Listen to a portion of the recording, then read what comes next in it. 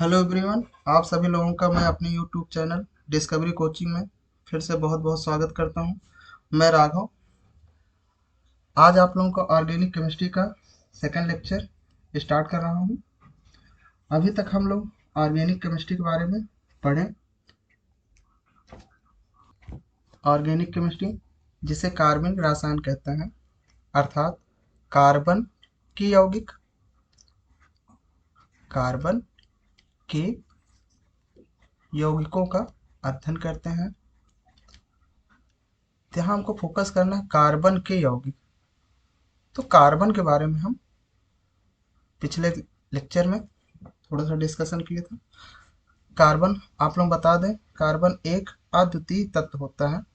ये बहुत से यौगिकों का निर्माण करता है। यहाँ तक कि अभी तक सभी ज्ञात यौगिकों में लगभग 90% यौगिक कार्बन के यौगिक हैं। तो कार्बन क्या है? एक अद्वितीय अद्वितीय तत्व है और कुल यौगिकों में, सभी यौगिकों में लगभग 90% जो यौगिक हैं वो कार्बनिक यौगिक हैं। क्या है? कार्बनिक यौगिक। तो इसके पहले वाले लेक्चर में हम बता चुके थे कि ऑर्गेनिक केमिस्ट्री दो शब्दों से मिलकर बना है, ऑर्गेनिक और केमिस्ट्री। ऑर्गेनिक शब्द ऑर्गेनिज्म से लिया गया है, अर्थात जीव, और केमिस्ट्री में से पदार्थ का अध्ययन करना। यानी हम ऑर्गेनिक केमिस्ट्री में ऐसे पदार्थों का अध्ययन करते हैं जिन्हें हम डायरेक्टली या इनडायरेक्टली हम जीवों से प्राप्त करते हैं। इस विचार के ऊपर स्वीडन के वैज्ञानिक वर्जीलियस ने अपना सिद्धांत दिया, जैव शक्ति सिद्धांत। तो पिछले लेक्चर में हम लोग पढ़े थे जैव शक्ति सिद्धांत के बारे में। जैव शक्ति सिद्धांत किसने दिया? वर्जीलियस ने दिया। इस सिद्धांत के अनुसार जीव में ही वह रहस्यमय शक्ति होती है जिसके कारण जीव कार्बनिक पदार्थों का निर्माण करता है। कार्बनिक पदार्थों का निर्माण हम लैब में नहीं कर सकते हैं। इसके बाद फिर सन 1828 में एक जर्मन वैज्ञानिक आए, ओहलर। ओहलर ने लैब में कार्बनिक पदार्थ से अकार्बनिक पदार्थों से कार्बनिक पदार्थों का संश्लेषण किया। ओहलर ने अकार्बनिक पदार्थ से लैब में कार्बनिक पदार्थों का संश्लेषण किया। इसके बाद कई वैज्ञानिक आए जिन्होंने लैब में कार्बनिक पदार्थों का संश्लेषण किया, जिससे पहले की मान्यता समाप्त हो गई कि ऑर्गेनिक पदार्थ केवल जीव से ही उत्पन्न होते हैं। तो कार्बनिक पदार्थ फिर कहते किसे हैं? तो कार्बनिक पदार्थ किसे कहते हैं? हाइड्रोकार्बन या इनसे व्युत्पन्न यौगिकों को हम कार्बनिक पदार्थ कहते हैं और इनके अध्ययन को कार्बनिक रसायन कहते हैं। हाइड्रोकार्बन या इनसे व्युत्पन्न यौगिकों को कार्बनिक रसायन कहते हैं और इनका अध्ययन कार्बनिक रसायन कहलाता है। अब यहाँ पे ये जानना जरूरी है कि कार्बन में ऐसे कौन से गुण पाए जाते हैं जिसके कारण लगभग सभी यौगिकों में 90% यौगिक कार्बनिक यौगिक हैं। तो ऐसा क्यों? तो क्योंकि कुछ गुण पाए जाते हैं, कार्बन के कुछ गुण पाए जाते हैं, जिनमें से पहला गुण क्या है? पहला गुण है श्रृंखला। पहला गुण श्रृंखलन है। जैसा कि नाम से दिख रहा है, श्रृंखला को अगर तोड़ते हैं, श्रृंखला धन अन श्रृंखला, श्रृंखला जिसे इंग्लिश में क्या कहते हैं? चेन कहते हैं। जिसे इंग्लिश में क्या कहते हैं? चेन। और अन मीन्स क्या होता है? निर्माण की प्रक्रिया, निर्माण की प्रक्रिया। अर्थात कार्बन में ऐसी क्षमता पाई जाती है जो अपने अन्य परमाणुओं से चेन बनाता हुआ एक बड़ी श्रृंखला बनाने की क्षमता इसमें होती है। इसी गुण को श्रृंखलन कहते हैं। दूसरा जो गुण पाया जाता है कार्बन में वो है चतुः संयोजक। कार्बन जो होते हैं वो चतुः संयोजक होता है या चतुर संयोजक, अर्थात टेट्रा वैलेंसी। टेट्रा वैलेंसी चतुर संयोजक को टेट्रा वैलेंट कहते हैं। इसमें टेट्रा वैलेंसी पाई जाती है, अर्थात एक कार्बन अन्य 4 कार्बन या अन्य 4 परमाणुओं से जुड़ने की क्षमता पाई जाती है। चतु संयोजक जैसा कि नाम से दिख रहा है, चतु संयोजक, चतु मीन्स 4, संयोजक मीन्स जुड़ने वाला, जुड़ने वाला, अर्थात कार्बन में एक ऐसी क्षमता पाई जाती है जिससे ये अपने 4 कार्बन परमाणु से या 4 अन्य परमाणुओं से इसमें जोड़ने की क्षमता पाई जाती है। ये अन्य परमाणु कुछ भी हो सकते हैं, हाइड्रोजन हो सकता है, ऑक्सीजन हो सकता है, नाइट्रोजन हो सकता है, सल्फर हो सकता है, हैलोजन हो सकता है। तो चतुर संयोजक होता है कार्बन। तीसरा जो इम्पोर्टेंट लक्षण है वो समावयवता है, इंग्लिश में आइसोमेरिज्म कहते हैं, आइसोमेरिज्म कहते हैं। समावयवता को अगर हम तोड़ें, सम अवयवता, सम मीन्स समान, अवयवता मीन्स क्षमता। तो समान अवयव रखने की क्षमता, समान अवयव मीन्स इनका अणुसूत्र जो होगा कैसा होगा, समान होगा। तो भिन्न क्या होगा, भिन्न इनकी संरचना, संरचना क्या होगी, भिन्न होगी। तो ये 3 ऐसे कार्बन के गुण होते हैं जिसके कारण कार्बन अधिक मात्रा में यौगिक उत्पन्न करता है। तो कार्बनिक रसायन किसे कहते हैं, हाइड्रोकार्बन या इनसे व्युत्पन्न यौगिकों को हम कार्बनिक रसायन कहते हैं। अब हाइड्रोकार्बन की अगर हम बात करें तो हाइड्रोकार्बन 2 प्रकार का होता है। हाइड्रोकार्बन 2 प्रकार का होता है। पहला संतृप्त हाइड्रोकार्बन, दूसरा असंतृप्त हाइड्रोकार्बन। संतृप्त हाइड्रोकार्बन, असंतृप्त हाइड्रोकार्बन। यहाँ संतृप्त मीन्स होता है संतुष्ट और असंतृप्त में असंतुष्ट। तो संतृप्त हाइड्रोकार्बन किसे कहते हैं, जिसमें कार्बन के चारों संयोजकता, कार्बन के चारों संयोजकता हाइड्रोजन से, कार्बन के चारों संयोजकता हाइड्रोजन से संतुष्ट हो। तो यहाँ हम समझने के लिए ये कह सकते हैं कि कार्बन कार्बन सिंगल बॉन्ड, इसे हम संतृप्त हाइड्रोकार्बन कह सकते हैं। तो कार्बन कार्बन सिंगल बॉन्ड किसे कहते हैं, एल्केन को, अर्थात सभी एल्केन कैसे होते हैं, संतृप्त हाइड्रोकार्बन होते हैं। दूसरा है असंतृप्त हाइड्रोकार्बन। तो असंतृप्त हाइड्रोकार्बन किसे कहते हैं, जिसमें जिसमें कार्बन की चारों संयोजकता में एक संयोजकता असंतुष्ट होती है। कार्बन के चारों संयोजकता में एक संयोजकता असंतुष्ट होती है।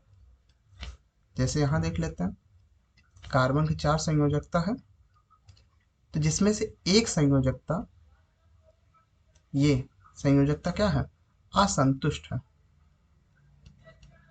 क्या है, असंतुष्ट है।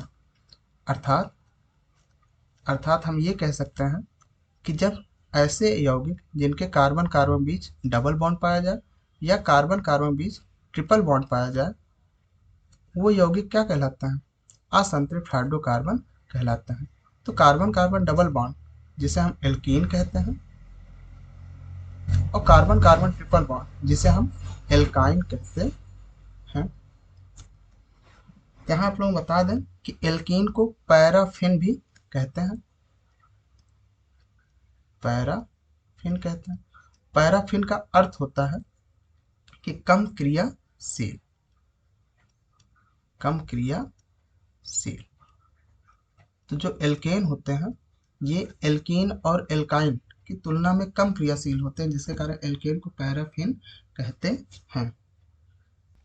यहाँ थोड़ा सा और बता दें कि जैसे कार्बन में एक गुण होता है चतुसंयोजक का, यानी 4 से जुड़ने की क्षमता होती है। तो यहाँ एक ट्रिक निकल के आती है, ये ट्रिक आगे बहुत काम देगी कि कार्बन के चारों तरफ हमको कितनी लाइन देखनी है, 4 लाइन देखनी है। जैसे इस तरह, अगर एक डबल बॉन्ड रहेगा तो इस तरह, 2 डबल बॉन्ड रहेगा तो इस तरह, और एक ट्रिपल बॉन्ड रहेगा तो इस तरह। यहाँ चारों संरचना में देख सकते हैं कि चारों तरफ कार्बन के 4 लाइन रहेंगे। ये आगे चल के बहुत काम देगा। आगे हम कार्बन की चतुसंयोजकता पर बात करेंगे।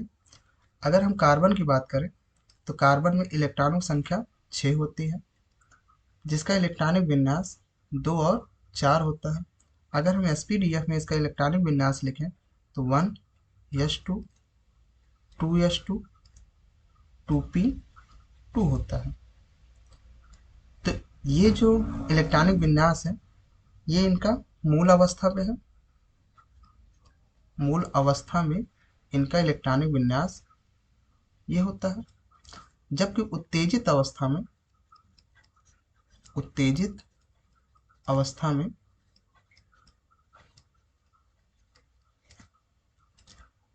1s2 2s1 2p1 2px1 2py1 2pz1 होता है। अर्थात यहाँ यस का एक इलेक्ट्रॉन उत्तेजित होकर पी के एक वैकेंट ऑर्बिटल में चला जाता है, जिससे ये अधिक क्रियाशील हो जाता है।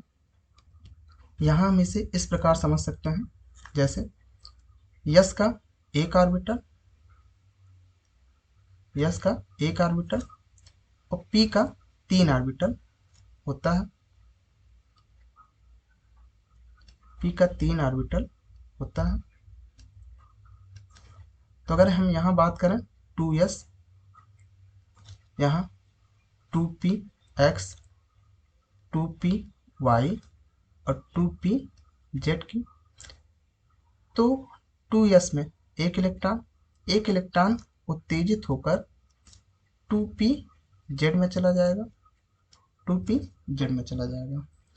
अब यहाँ पर ये क्रिया कैसे करेगा, यानी जिसके पास एक इलेक्ट्रॉन हो, अर्थात ऐसे तत्वों से क्रिया करेगा जिसके पास एक इलेक्ट्रॉन हो। जैसे एक इलेक्ट्रॉन यहाँ दिया, मान के चलो H, एक इलेक्ट्रॉन यहाँ दिया H, एक इलेक्ट्रॉन यहाँ दिया H, एक इलेक्ट्रॉन यहाँ दिया H। इस प्रकार 4 H यहाँ पे जुड़ सकते हैं। तो ओवरऑल क्या बन जाएगा, CH4 बन जाएगा। तो ये संरचना आगे याद रखना, ये आगे चल के बहुत काम देगी ये संरचना। तो इस प्रकार अगर हम कार्बनिक यौगिकों के 3D सूत्र की बात करें, जैसे यहाँ एक एग्जांपल ले रहे हैं CH4 का, तो यहाँ पे हम ये देखेंगे कि जैसे कार्बन है, कार्बन में 2 हाइड्रोजन उसके प्लेनर स्टेज यानी कागज के तल पर रहते हैं, जबकि एक हाइड्रोजन बाहर की तरफ निकला रहता है। तो जो बाहर की तरफ हाइड्रोजन निकला रहता है उसको हम ऐसे ठोस लाइन से प्रदर्शित करते हैं, और जो पीछे की ओर जाता है, जो पीछे की ओर जाता है उसको हम डॉट लाइन पे ऐसे प्रदर्शित करते हैं। तो यहाँ पे देख सकते हैं ये CH4 का 3D संरचना है, जिसमें ये दोनों हाइड्रोजन कागज के तल पर हैं, कागज तल पर है। जबकि ये जो टूटी रेखा, ये जो टूटी रेखा है, ये बंद दर्शक से दूर है, दर्शक से दूर प्रदर्शित हो रही है। जबकि ये ठोस रेखा, ठोस रेखा ये बंध दर्शक की ओर है, बंध दर्शक की ओर है। तो इस प्रकार हम कार्बनिक यौगिक का 3D यानी त्रिविम सूत्र लिख सकते हैं। इसके अतिरिक्त बात करें कार्बनिक यौगिकों का आणविक मॉडल, आणविक मॉडल की, तो आणविक मॉडल 3 है। पहला देख लेते हैं फ्रेमवर्क मॉडल। पहला क्या है? Framework model, model. दूसरा जो है वो बॉल स्टिक मॉडल है, बॉल स्टिक मॉडल है। और तीसरा जो मॉडल है उसे स्पेस फिलिंग मॉडल कहते हैं, space filling model, space filling model. Framework जो रहता है वैसे जैसे CH4 का मान लीजिए बनाना है,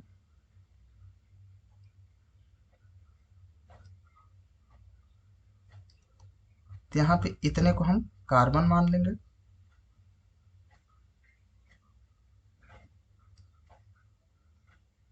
और इतना पार्ट हाइड्रोजन दिखाएगा। बॉल स्टिक मॉडल में हम बात करें कार्बन, ये कार्बन का बॉल बना, चारों तरफ कौन से बॉल हैं? हाइड्रोजन के, या हाइड्रोजन के बॉल हैं, ये हाइड्रोजन के बॉल हैं। ऐसे स्टिक द्वारा जोड़ दिए जाते हैं, स्टिक द्वारा जोड़ दिया जाता है। तो ये कौन सा हो जाएगा? Ball stick model. दूसरा है space filling model, space filling model. ऐसे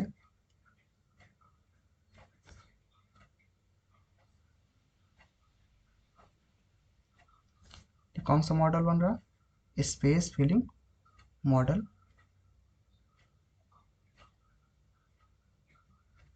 तो इस प्रकार आणविक मॉडल कार्बनिक यौगिकों को 3 प्रकार से प्रदर्शित करते हैं।